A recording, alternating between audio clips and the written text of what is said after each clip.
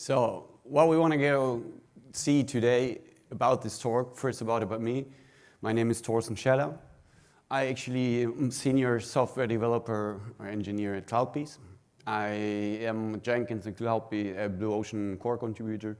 You might have seen that in a new Jenkins version. That is one of my contributions. That took a while to get in, but in the end, it's now landed. It's like 4 years ago, I started to do heavy Node and NPM development and went to the front end and try to tell the company that I do not have knowledge about Java at all, which is not really true. I'm Apache committer, so maybe somebody know Apache Cocoon, Apache Linear, Apache Forest. So that had been my projects. I actually had been PMC of Cocoon for a while. So a little bit of Java, I admittedly know. So let's go for the next one. So I hope everybody has more or less some experience of Java, JavaScript development, HTML, CSS, and Node. And ideally, you have already done some Jenkins development, or you want to try some Blue Ocean plugin or extending it, right? There is a sample code if you want to see what we are doing. I created two branches. One is the master branch, where we're actually using the traditional way of extending Blue Ocean, right? And then there's another branch, which is the no-BO branch, right? Which actually is showing you how you can actually use the same technology stack as Blue Ocean, but independently and created by yourself, right? So that leads us to the overview. So first of all, I want to talk about how you can actually extend Blue Ocean. For that, we actually need to know what is Blue Ocean, right? Not sure, this would be a little bit recap. I'm not sure how many people actually know what is Blue Ocean or have worked with it. If you want to show your hands, more or less everyone, yeah. So what we want to do is we want to just create a small widget. In our case, it will be some small logo, right, to the dashboard. And I will show you, identify the steps in the important file that you actually have to touch to create a Blue Ocean plugin, right? You can all find this in the repository I just posted to you, I showed before. And then we will talk a bit about the components, like how we actually develop the components, like what is React and stuff like that, right? And then we actually talk about a little bit the challenges that actually had meant until now, because until now the future is here. It's some next slide, but we're actually changing the problems that we had actually with BO and being extensible. I'm not sure whether you heard KK's keynote, and he actually mentioned that as well. So Blue Ocean will be now much more extensible, right? And much more easier to reuse, right? Because there are some challenges right now. So for example, the version sync and the dependency dense. This is something like, it took me, like, I don't know, lots of my time not being productive, but changing some version in the POM or in the packages. And then that is something that I actually do not want. I want to spend my time productive, right? So then we come to actually to say like, all right, how do we actually come to the point where we actually can use our own technology stack, right? But it looks like Blue Ocean, right? I actually have chosen to use React as well, right, and reuse lots of different Jenkins design language components, right, to actually make my development quicker. But it could be any given React or Vue or whatever framework, inclusive Angular, you could actually use in Jenkins as a Vue component, right? So we will talk about like what do you actually have to do, right, to be able to use your own technology stack in Jenkins and render a view that is more attractive than the classic one, let's say that. And then we actually will talk about that the future is already here, right? So we actually, my colleagues, this is like one thing that in Blue Ocean, it's a widget, and you can actually use it here. You see it in Kubernetes, kubectl, right? So there is actually my colleague Mitja that actually is using the work of Josh and break it together, and it's awesome. So we can reuse components of Blue Ocean in different views anytime we want, right? All right. So let's start with the old school. I say old school because this is more or less the traditional way how we actually extend Blue Ocean or what we're doing with Blue Ocean, right? So most of you will know what is Blue Ocean because you just showed me your hand, right? So basic thing is we are focusing on pipeline, right? So what the whole thing is like the UI of Jenkins is as old as Jenkins itself. So if you actually look back in the first version of Jenkins and the Jenkins that we have right now, it changed a little bit the color scheme, but more or less it's the same, right? So I actually looked into it to actually try to get the classic Jenkins to get a real new UI. But the problem is you have to break too many cups to actually get it going, bro. So I would break the whole world, like 1,400 plugins, that will not work anymore. And I think then I have a problem, as you heard before. You touched it, you fix it, right? I'm not doing that. So what Blue Ocean does is it's say like we are limiting our use case on the pipeline visualization, right? And we're actually adding creation of pipeline and editing of pipeline as something more user-friendly, more modern, right? So the thing is like, we actually tried when we developed Blue Ocean, because I was in the first team in doing the first version of Blue Ocean, we actually tried to be extensible like Jenkins. But it's not really, right? Because we actually have chosen the integration, let's say, not the correct way, right? What we're doing, what comes in the future is now much more correct than we did. We try to marry Jenkins with the front end. And I actually am not the most fan of that kind of development. I like my front end standalone and my back end to be somewhere. Why? Because that's scalable, right? I can then ramp up some backends, and I can ramp up some front ends, and they're completely independent, right? And I can serve as many users as I want. I don't have any problems at all in the future to get more machines, right? So this is, for example, the typical Blue Ocean look and feel, let's say that. So we have here our header, right? This is, for example, the activity view, right? So this is, for example, on Blue Ocean CEO. This is me, I'm logged in. So you have there the favorite components that you can actually click in and you go directly to the build view. Or you have like all the pipelines that we have right now on Blue Ocean IO, right? And you see here an overview of failing and the wedge symbol and everything like that. So the pipeline creation, for example, is one thing that is really, really useful, right? But right now it's married to Blue Ocean, right? So what we have right now, we can actually create or store our code and start from scratch in those different providers, so Bitbucket and GitHub, right? Or a normal Git, as you have on your company maybe. So this is the classic pipeline visualization. So you actually have seen this kind of thing before in the Cube CD where I said this is the future or this will be the future, right? So what we're doing here is like we're trying to actually visualize a little bit more in detail and more interactive the steps in the pipeline and how are the logs before the steps. So for example, if you see like I've clicked here on the second branch, I say here this is the second branch, I know it took less than a second, and here I can see the log, right? Okay. So the thing is like if those things goes wrong, what Blue Ocean will do, it actually will scroll you down to the resulting error, right? Because this right now doesn't have many log errors, right? So, but if you have a long arrow, it's like it would be like, I don't know, 100, 200 lines, it scrolls you down and you can actually directly see why it fails, right? So what technologies did we use to actually do the development?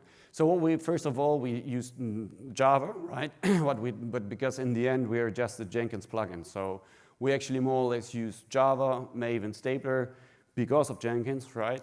And the other rest is more or less for the front end. So we have chosen React, back in the day, and we're using MobX for state management. And of course, not Babel and less, but this is actually only for build time, right? So why React, and why not, and why NPM? Well, React actually, I think everybody knows that from Google, Facebook, and stuff like that. It's quite easy. It's well-maintained component framework. It's still under development, but it's under development by somebody who's actually developing it stable, right? It's not something that breaks with every change and every new version, and you have to rewrite your whole application every time. So this is done with a templating language, which is called JSX, right? It helps to develop React component, but you actually have to switch a little bit your mind, right? When I first saw React, it was like, I'm the Cocoon guy. I was born with XML and XSLT transformation, so this was looking like really XML. And the first time I actually tried to write like a style sheet to actually write it to a JavaScript. But then once one of my colleagues said like, no, this is just plain JavaScript, right? This is nothing to do with XML. It looks like XML, but it's not, right? So what you have to do then, I was like, what not is giving you like a whole component framework that you can do Express server, you can do standalone backends, and so ever, right? What we're using it for right now is more or less to compile our JavaScript, our React to a polyfied JavaScript, so every browser actually can show the result and everything will work all the time. So the basic structure of a plugin, right, of a Blue Ocean plugin is we have to tell Maven that we want to use the Maven frontend plugin, right? What does the Maven frontend plugin does is if we do a Maven clean install, it will actually call an NPM target that you define, right? And then it actually creates the bundle for you that you're then using in your view, right? So which is controlled, the bundling and the information and the packaging, what you want, with the package JSON, right? This is actually the node build information, and actually if you do the development standalone with only NPM, this is actually telling the overall application all your dependency that you have in JavaScript, right? It's really comparable with a Pom, right? In regards of the dependency, right? Not trying to say it's better or worse, but NPM, I don't know. The problem with the package management is not really the biggest or the most beautiful. There are quite a lot of problems with NPM package, right? Anyway, so the next thing is the Pom XML, which is actually the most important part of us because we're actually we're creating a Jenkins plugin, and Jenkins is controlled by this Pom, right? So we're having a look on what we have to change in the Pom. Then the two most important thing are those, the Jenkins JS extension YAML, right? Which actually defines our extension, right? And then our extension less, where we actually can override the CSS ruling of, for example, the Ocean, right? So let's see the Pom. So first of all, we actually have to tell that we are actually a plugin, right? So this is our definition, right? To say like our parent, we are the plugin, and with it we are using right now the more or less the newest version of Jenkins, right?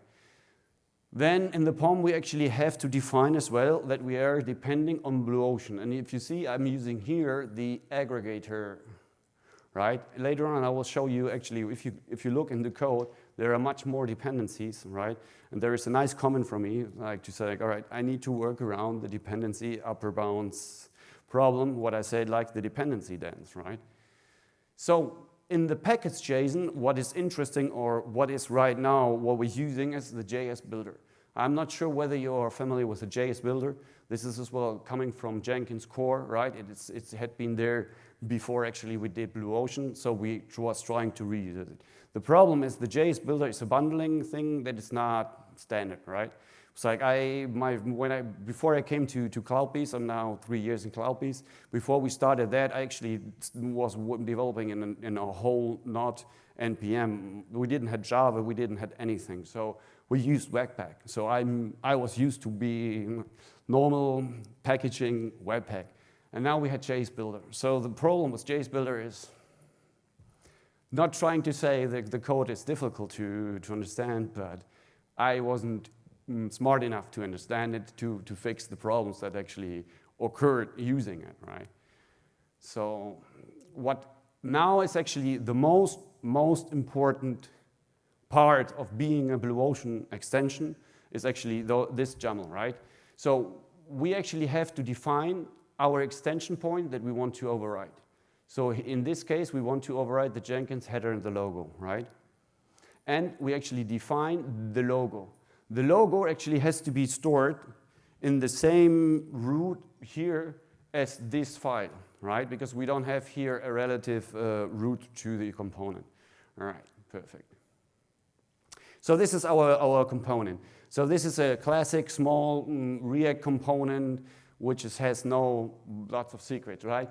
So what we're doing here is we actually saying that we actually want to render an H, right? A link with an icon, and then I want you to pass my and whatever I pass as a property for this logo, right? So the other thing is like the extension less. The extension less is we are trying to override or giving our own look and feel to Blue Ocean, because otherwise we actually have those blue colors that we just saw in the screenshots, right? So to do that, we actually had a small extension, and we have this extension less. Less is something, it's for compiling CSS, right? You have like the other one is SAS, for example, quite popular, the two. We decided back in the day we're using less. So, all right, let's dive into a small demo for old school. Let me switch here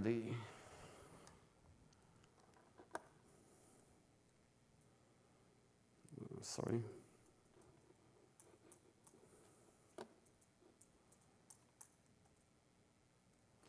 So I need to see which of the,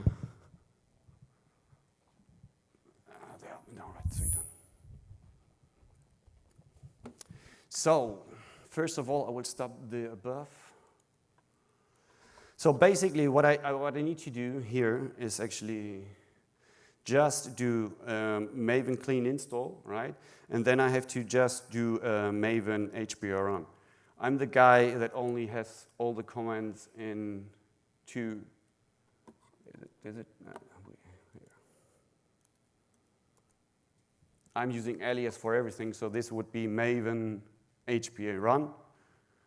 So what it does right now, it's actually just starting up our plugin, right? It's like I actually did compile it before. This would be normally you have to first doing a Maven clean install, and then you're doing the Maven HBA run, right? It's like to actually save some time. I did compile before, and we're just starting it right up, now up.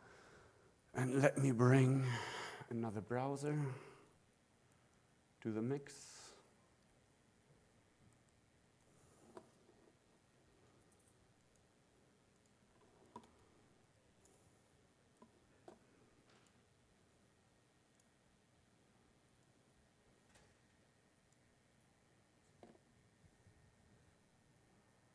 So you can see here a normal classic Jenkins, right? And you have here the ML, this is the Blue Ocean, right, or not?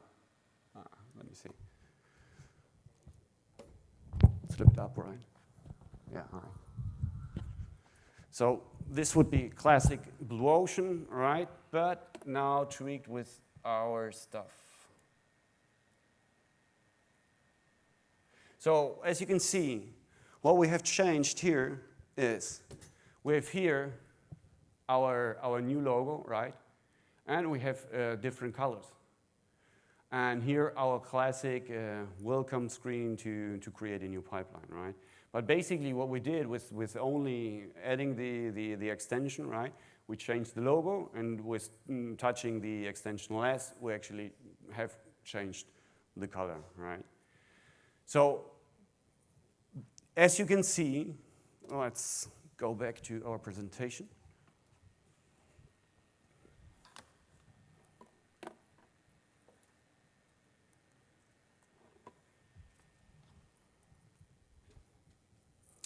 So we have seen right now to how we or what we have to do to be a Blue Ocean extension, right? Now let's talk about to create our own extension, right? So why would I do that?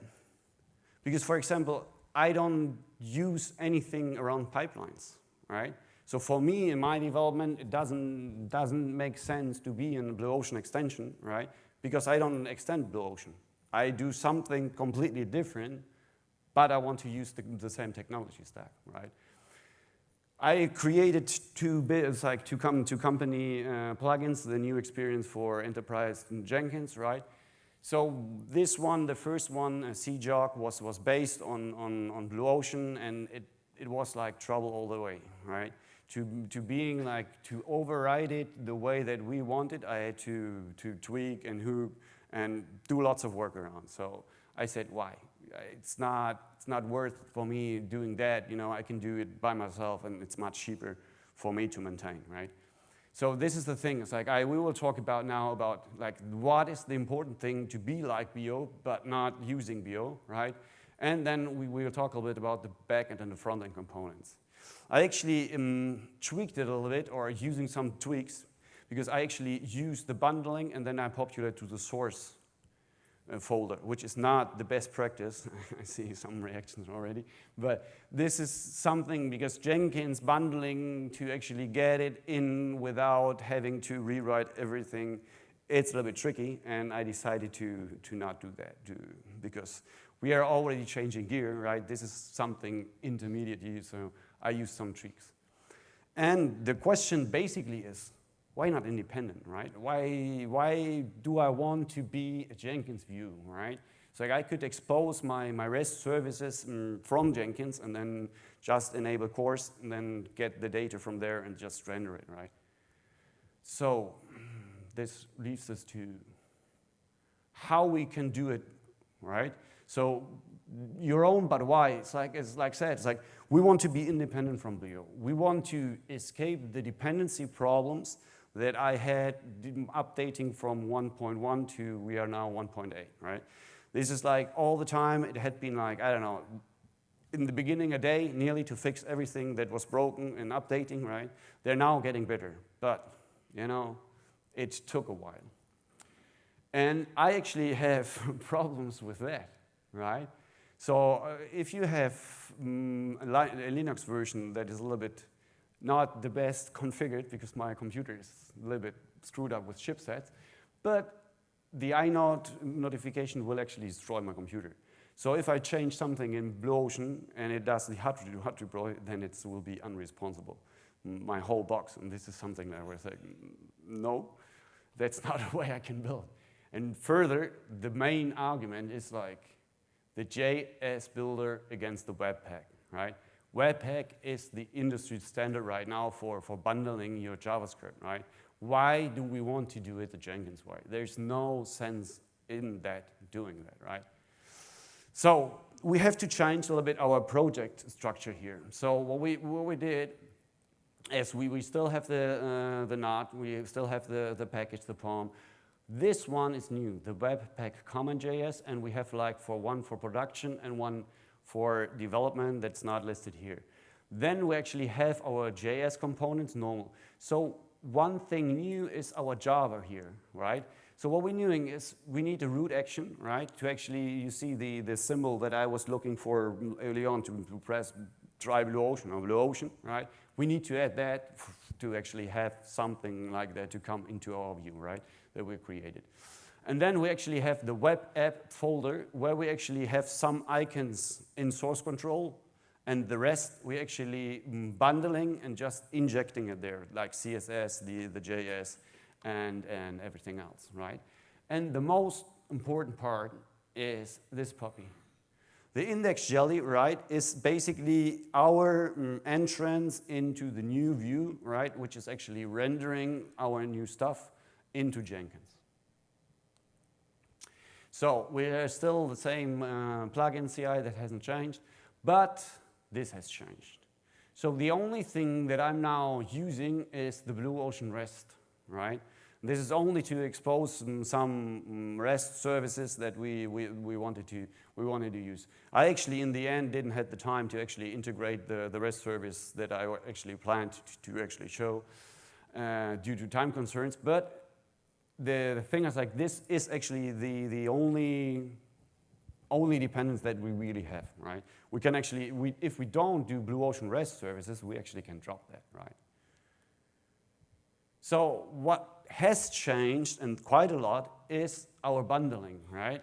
So what you see here is like we're using Gulp, we're using cross environment to actually change our production to be able to build on Windows and on Linux, right?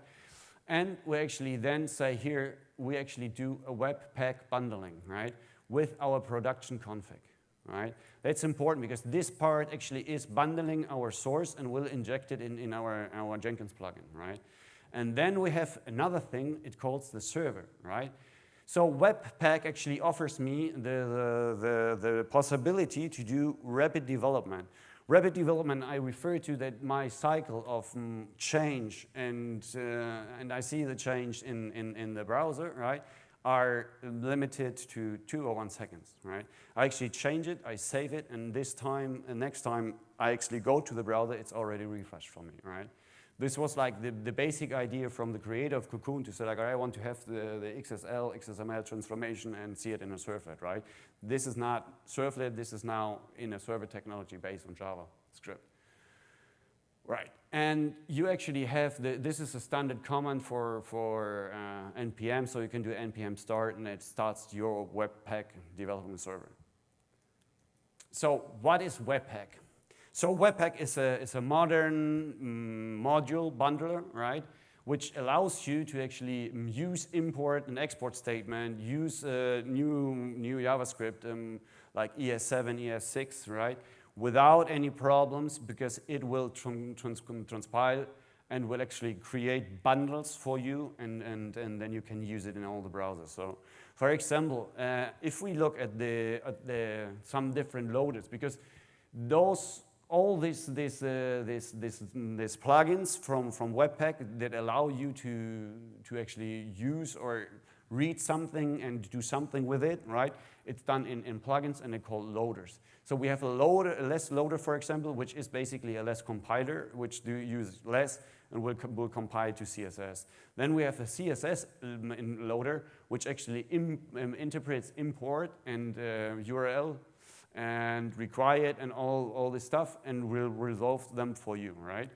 And then in the end, we have the style loader, which actually then inject our CSS that we just created or just requested in our component into a script tag, right? So the nice thing on it, we actually can have different configuration for production and for development, which actually helps to actually speed up your development, right?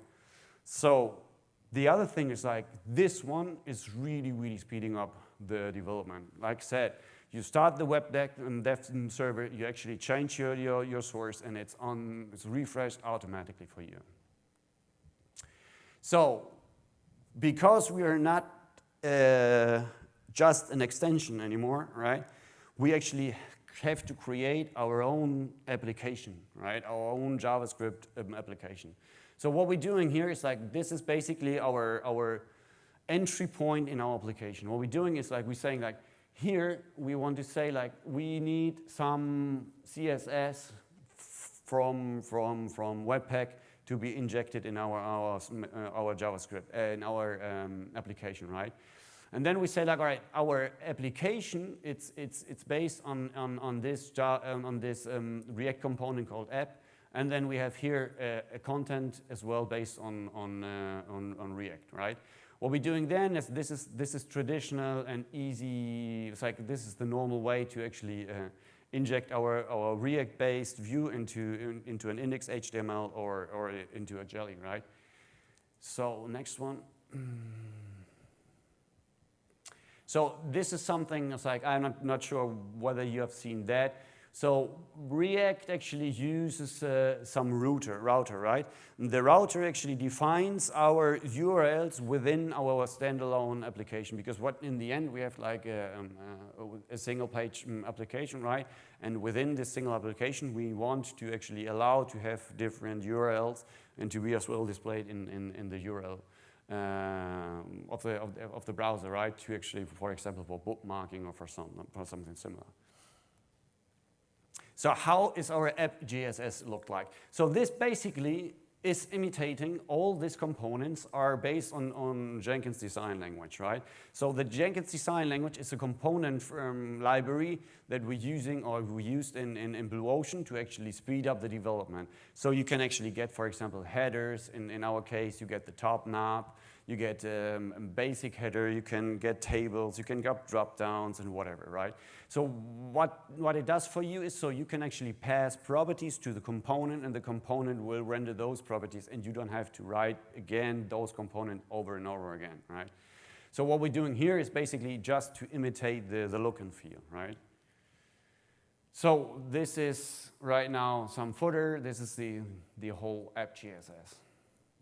So now the most important part to tell Jenkins, right, that I actually want to have my own view, right, is to create a root action, right? So the important thing is that you create here or implement an unprotected root action and a stable proxy, right? So what we're using is we're telling that our URL base is blue. So if somebody puts Jenkins /blue into the browser, we want to tell Jenkins that we are responsible, right? As soon as somebody puts blue in it, I said, it's me. I want you to treat that request, right?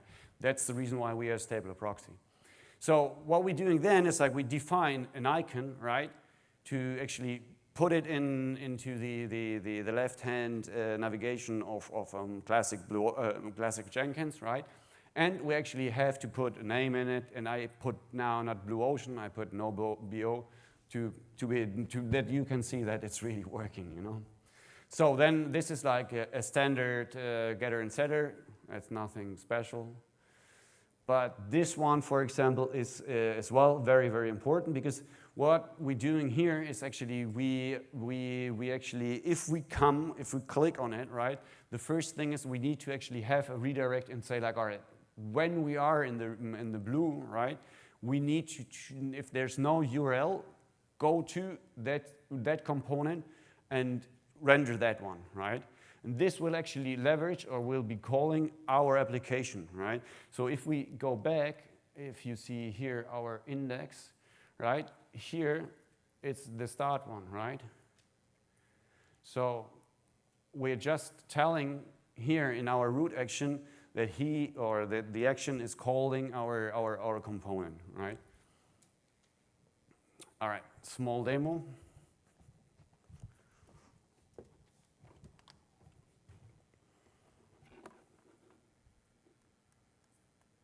So I stop that, and so what first I want to do is get rid of this one, and I will show you the quick development cycle with. So what I'm doing here is I'm starting the Webpack server. So if you see right now, it starts up and I'm not doing everything without ensmom, and it should start in a browser. Where's the browser? Let me see it. It started here, sorry.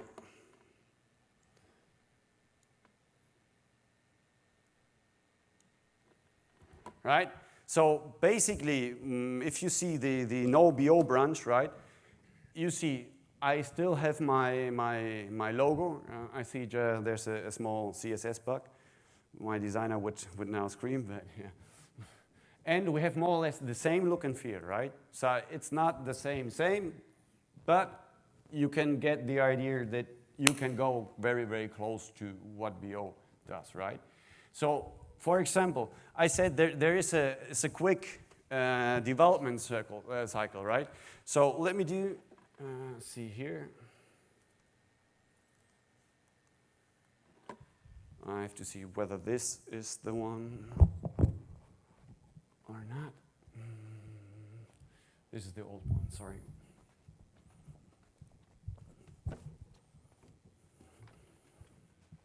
So what I'm doing here is, let me go back here. We need this one, and we will move this one to move to.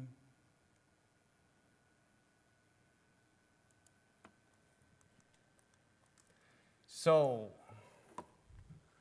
now, for example, I will change the content JSX, and I will just edit it, and you will see that the development circle directly will interact with me. So if I go here, and there I put, for example, XXX and save. It will automatically refresh, right? And it will directly render, right? So this is, for example, right now I'm not using the index jelly. I had to create an index HTML, which is basically the same as the index jelly, right? But there are two different entry points in our application. This is the reason why I said we need two different configuration, one for production and one for our development, right? But you see the development circle here, it's much quicker, right? Because you have an instant response of what you're doing, right? So let's see that I'm not lying, that this is actually working as well for our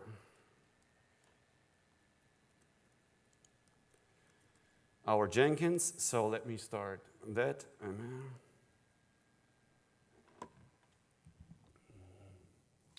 So what I'm doing right now, I'm just starting up Jenkins again. I did not have to do, like normally you would have to do as well, maybe clean install to create the bundling, inject it to Jenkins, and then see the result. I just didn't do that right now because it takes a little bit more time, and we don't have as much time now. So let's go back to our view. It's gone, all right.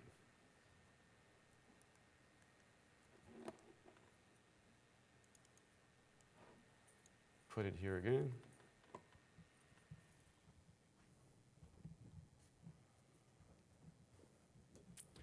So this is as well Jenkins now because it's starting up.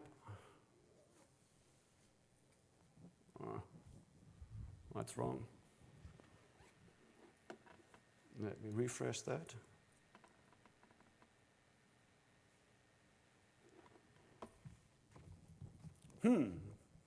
This is the typical demo situation, is it? Loading. No, it's the wrong, sorry, it's the wrong URL, sorry. My fault. So obviously, this URL doesn't exist anymore. So let me try.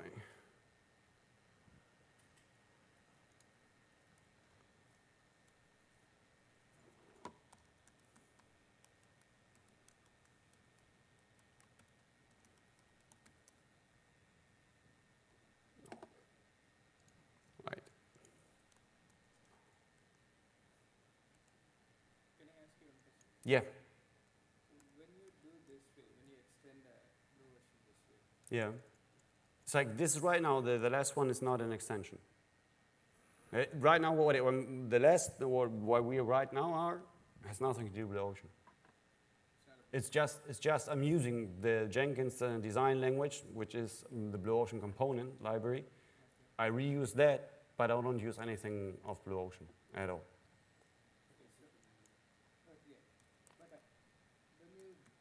Job, is that going to be in a Blue Ocean view or a classic view? Here, I actually do not create jobs. Or it's like, I could, but I'm not right now. Not sure whether that answers your question. Right. You've sort of given us a way of improving a look and feel in order to get people to adopt something new within Jenkins. Yeah, exactly. Exactly.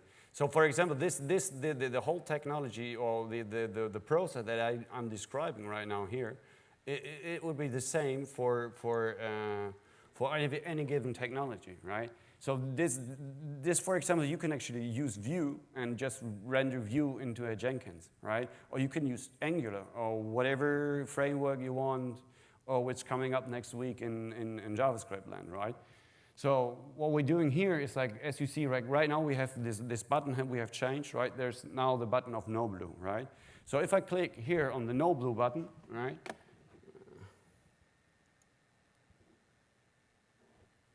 You actually see the same thing that you saw before with the Webpack server, but this time this is actually Jenkins rendering the whole result, right? So you can see, you can actually have different ways to render your front end, right?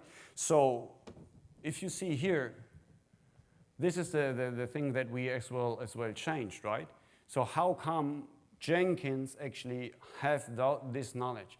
Because we are actually, this is the reason why I said I did this dirty trick and I actually render it in in source web app, right? And not somewhere else. Because Jenkins will directly pick it up, right? When I do a bundling of Webpack. So I can actually have a running Jenkins, my one running Webpack, and they actually would actually sync at the same time. Because when I do bundling, it will deploy to the two things, right?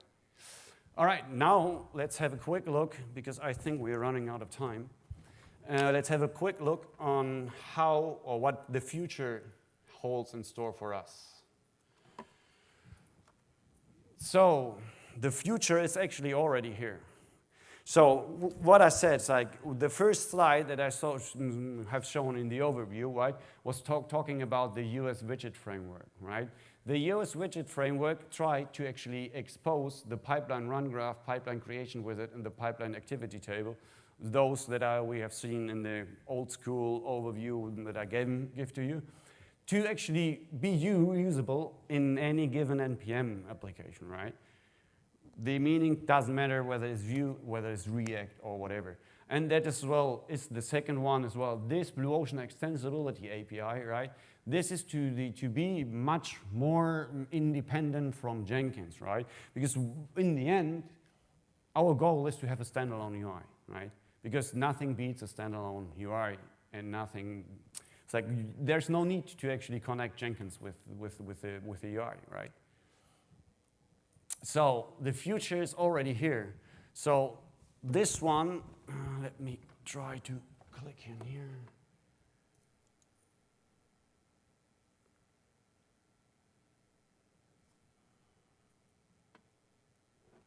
So what I can do here, this is a kube CD, right? So with kube CD, I get, for example, in the pipeline views, it's like I would need to have a monitor over there with the same view. Sorry about that. I have to come here. So I have to go for Teams pipelines. I actually will show you quickly the video. This is just easier for me. So let's go back to the demo and see the video. So what you can do, you go to the kube CD, go to the pipelines, go to the details, and then you can actually see the different the pipeline graph, right? And this pipeline graph is actually taken from Blue Ocean, right? And it's get rendered with the data that we actually passing to it. But the basic point is my colleague didn't have to rewrite the whole pipeline graph, right? Because he actually used the work that Josh is doing with his widget UI, and this was our first implementation of it, our POC, or proof of concept, right? To actually render this pipeline graph, right? So another thing is like, for example, we have I created a front end, right, which is completely independent from the back end, right? We don't have time, so I'm not showing that right now. But basically, in a cube, in Kubernetes, we have like a server for the front end, which is actually connecting to the back end and gets the data, and from there just rendering it. So we have everything controlled in different config files, so you can actually ramp up the front end and point to different backends as you want, right? All right. That brings us actually to, oops.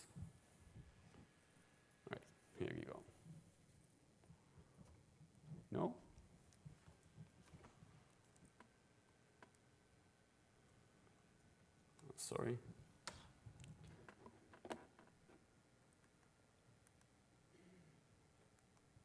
All right.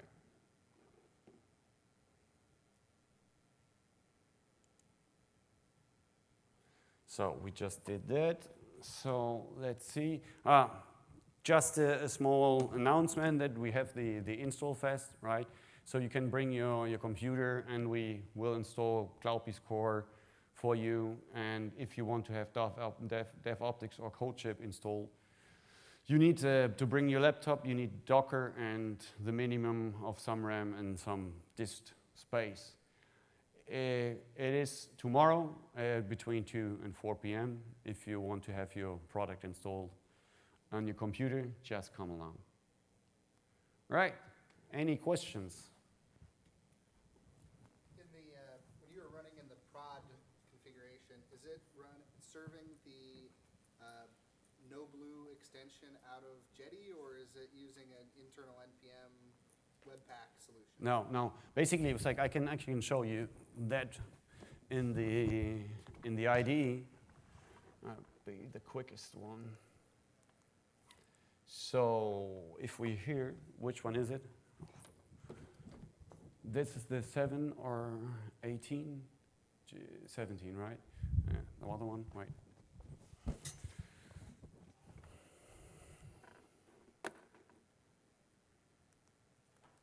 So if we have a look here in the, let me prepare it here because I don't see anything. So.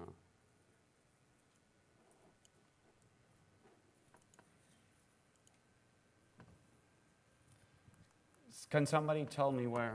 Let me see. Sorry.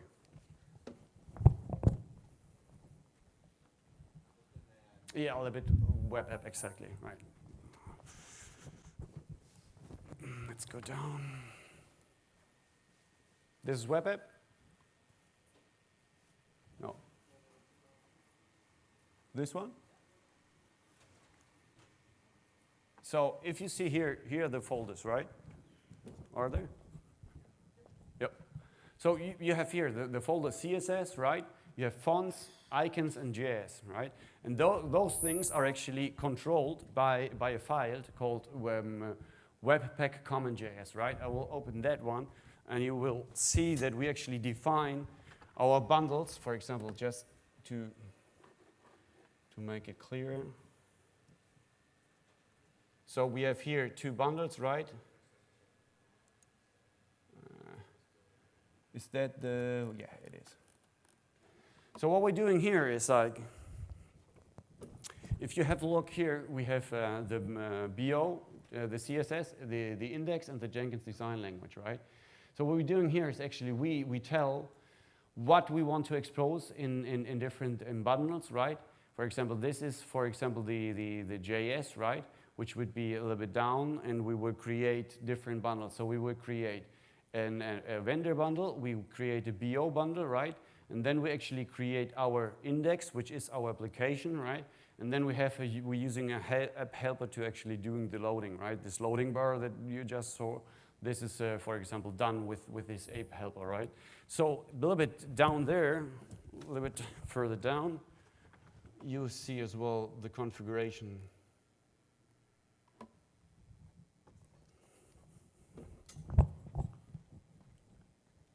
Of the different loaders, right? So we here, for example, we're using a lint loader. So we don't allow any code to be not lint conform. We would actually fail the build, right? So for example, here we say like all the things that we can resolve is JSX less, right? And in the end, we actually need to open the production one to actually see how we actually bundle the whole thing, right? In production, let me do that right now quickly.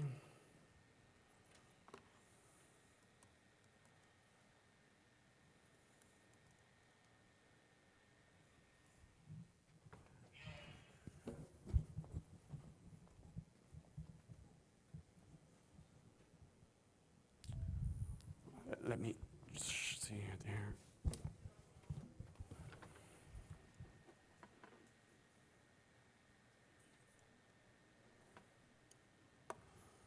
I'm just opening it here because it's just much easier that I can see.